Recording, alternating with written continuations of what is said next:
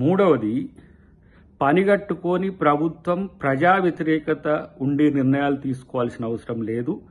ప్రజాపాలన చేస్తున్నామనే ప్రజల్లో ఆదరణ పెరుగుతుందనే ఉద్దేశంతోనే రేవంత్ రెడ్డి గారిని లక్ష్యంగా చేసుకొని కాంగ్రెస్ ప్రభుత్వం తీసుకుంటున్న నిర్ణయాల్ని వ్యక్తిగతంగా రేవంత్ రెడ్డి గారికి ఆపాదించడం ఒక చర్చ అయితే, కేంద్ర ప్రభుత్వ చట్టాలను అనుసరించే చేస్తుంటే బీజేపీ కూడా రాజకీయాలు చేస్తున్నది. బీఆర్ఎస్ నేనేమంటున్నా, ఈ 10 సంవత్సరాల్లో మీ వల్ల లక్షల మంది మధ్యతరగతి వాళ్ళు ఈ ఎఫ్టీఎల్లో బఫర్ జోన్లో కట్టుకున్న భూములలో వాళ్ళు నివాసాలు ఏర్పాటు చేసుకొని అపార్ట్మెంట్లలో కొని నష్టపోతున్నారు.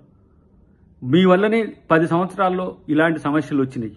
అలాంటి వాళ్ళకు కూడా డబుల్ బెడ్రూమ్ ఇళ్లతో పాటు ఏది మీరు కట్టినాయి, మేము కూడా లక్షల ఇండ్లు కట్టించి ఇవ్వడానికి ఒక ప్రణాళిక తయారు చేస్తున్నాము.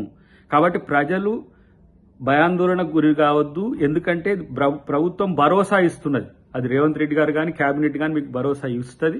డెఫినెట్ గా కాంగ్రెస్ పార్టీగా మేము కూడా అధికారులను వినియోగించేది ఏంటంటే, ఎలాంటి నోటీసులు లేకుండా, లేకపోతే పీడితుల దగ్గర ఎక్కడైతే దళితులు బడుగు బలహీన వర్గాలు ఉన్నారో వాళ్ళ దగ్గర కూల్చివేతల విషయంలో మీరు నిర్ణయం తొందరపడి తీసుకోకండి.